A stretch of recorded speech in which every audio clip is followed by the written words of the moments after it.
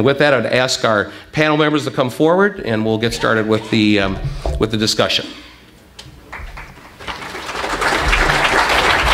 Thank you, Ned.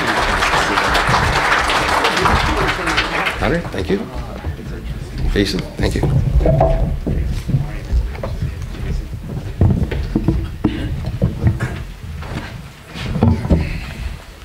So, hello everybody. I think we're going to have time for questions from all of you towards the end. I think that's the plan. Somebody will advise me if that's not. Howard, is that all right with you? You guys? Yeah, okay, good. Obviously, Jason and Hunter, we know that you're here to explain sustainable communities. Ned, what is it exactly you're doing here? Apparently flying. He's here to explain this to us. Okay. I'm going to stay at 10,000 feet. 10,000 feet.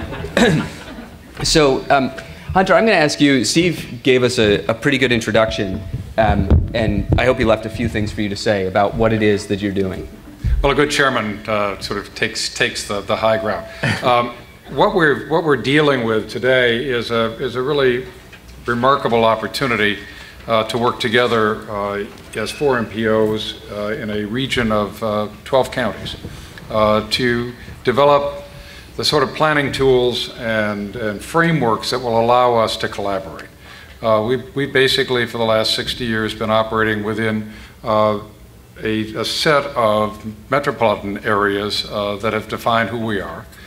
This effort being funded by the federal government is designed to encourage and enable communities to work together across what have become the true economic regions and to develop plans that address in a collaborative way transportation, employment, economic development, environmental concerns, housing, and to pull these together in a way that allows our communities to move forward. For a little context, this is coming from the federal government through HUD, through Housing and Urban Development Funds, but this is the only one in the country that is this broad over a 12-county region? No, there are 45 of these grants that are out there, I believe. Mm-hmm. We're one of the few that is creating a separate organization to do them. The significant number of these regional planning grants are being done by metropolitan planning agencies or large-scale councils of government. Mm-hmm.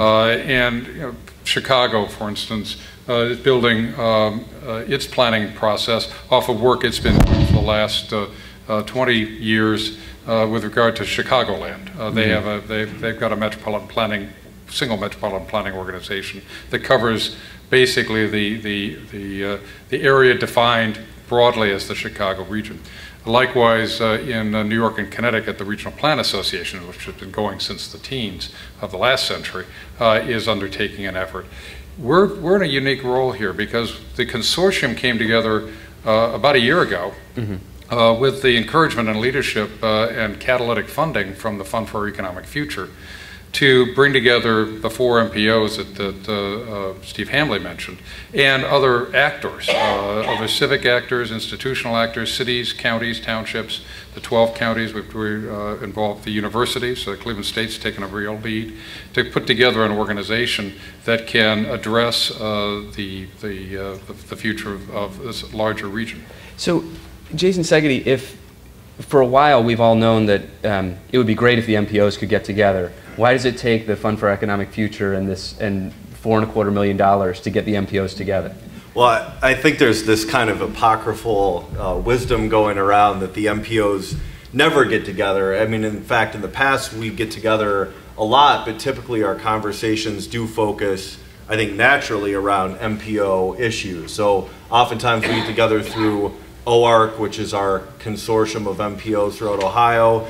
And normally what we get caught up in doing, this is kind of just the nature of bureaucracy, is talking about our work programs and our funding streams. And that's all important stuff, but we don't really have a lot of opportunities to do the kind of, I think, visionary, looking at the region, not only the 5 counties of NOACA or our 2 counties in Akron, but the broader 12-county Northeast Ohio area. And I think one thing that's really exciting about this project is not only the geographic scope, but we're also, MPOs whatever people say, typically our primary focus, for good or for bad, is on transportation. That's kind of what we're statutorily commissioned to do, and I think this is a little bit of a liberating process where we can try to start to transcend that, look more holistically. That's kind of what the feds even have modeled that behavior in a way by having DOT and EPA and HUD all come together and putting this program together. So I think it is a chance for us to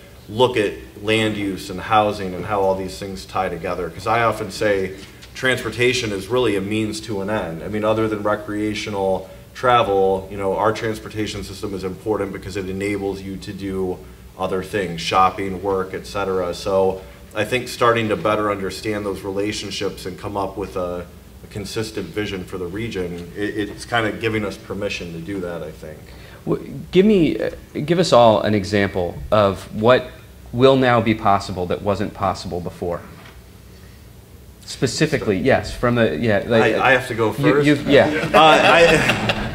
These are comfortable chairs, by the way. I think that, I think like one of the biggest things that it will let us do is there's never been a forum for everybody from the region to actually get together on a regular basis, especially the region is broadly conceived for, you know, the true boundary of kind of the 12 county area of Northeast Ohio with the 4 major metros.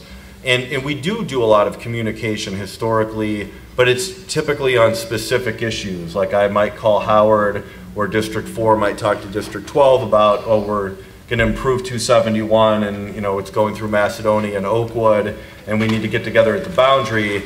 And that's really important, and that's always been done, but I think for this broader understanding of relationships of what happens in one region, you know, of our larger region, there just hasn't really been a formal forum to do that. And I think, you know, a lot of, I think even good planning and governance is relationships and getting to know people, and I think it's helping us even on a personal level establish relationships with one another. So I think that's not to be minimized. Mm-hmm. Hunter?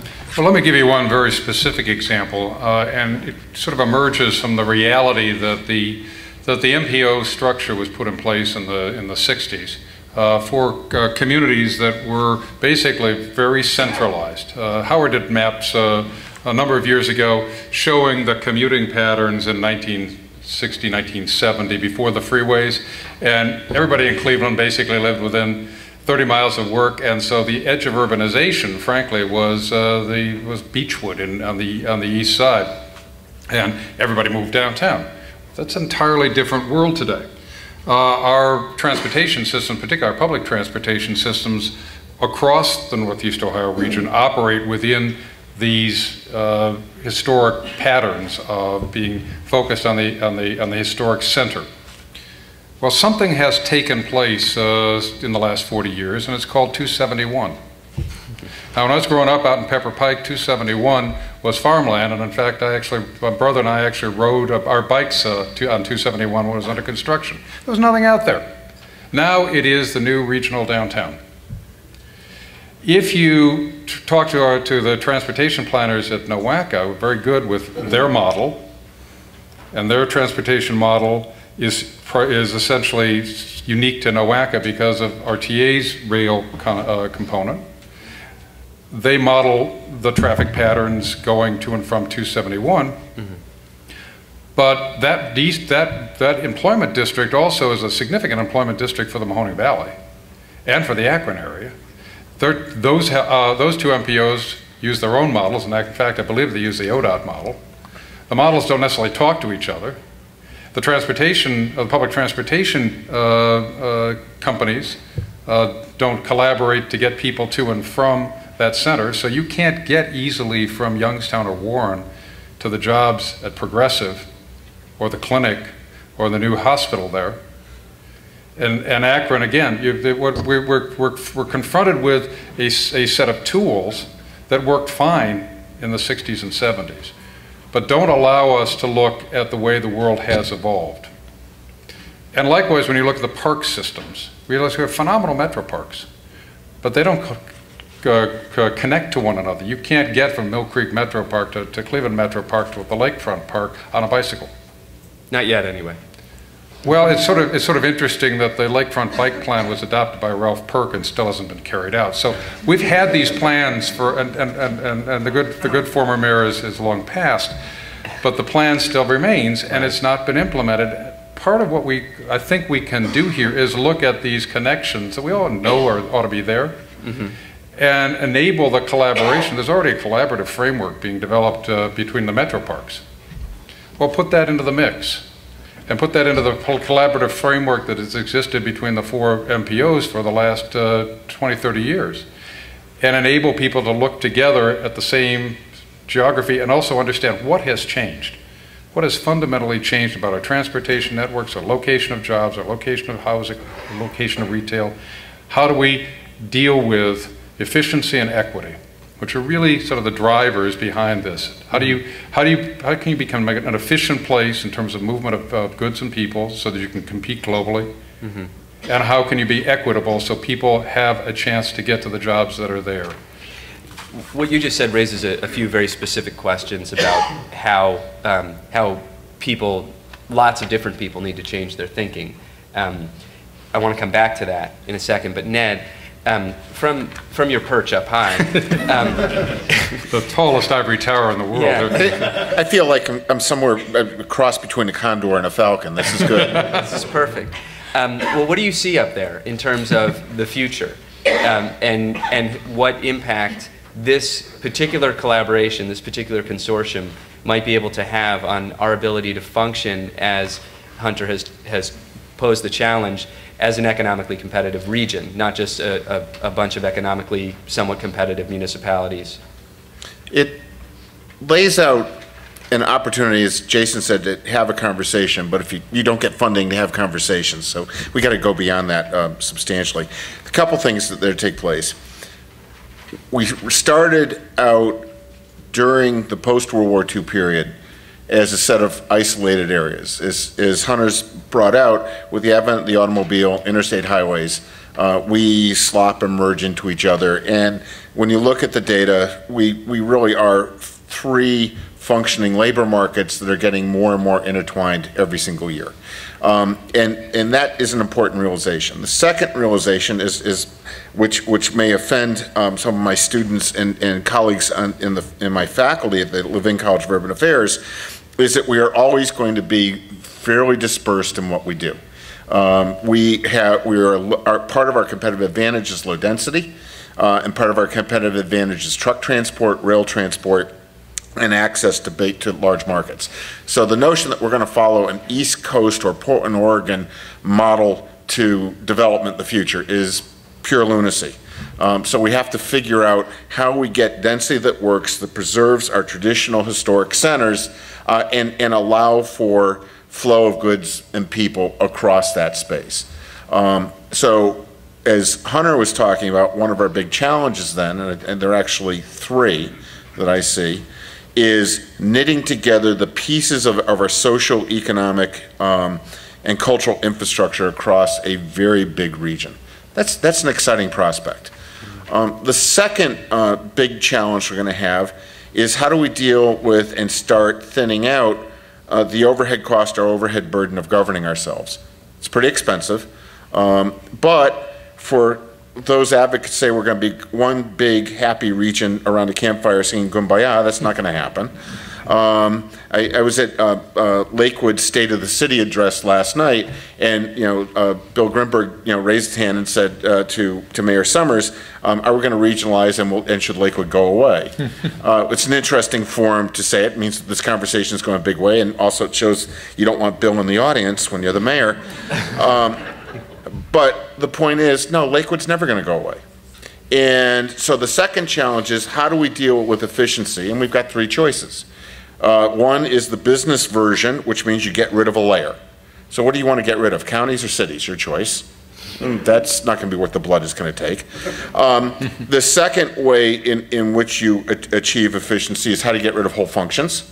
Well, I don't think we're going to get rid of parks and roads and all that. And so what this project's going to do, it's going to lead the way for the third path, which is getting pragmatic, functional ways of combining services that are in the self-interest of different communities and achieving those efficiencies. So what's taking place on the west side of Cuyahoga County, where the fire departments are seriously talking about integrating across the entire West Shore area, that's really important.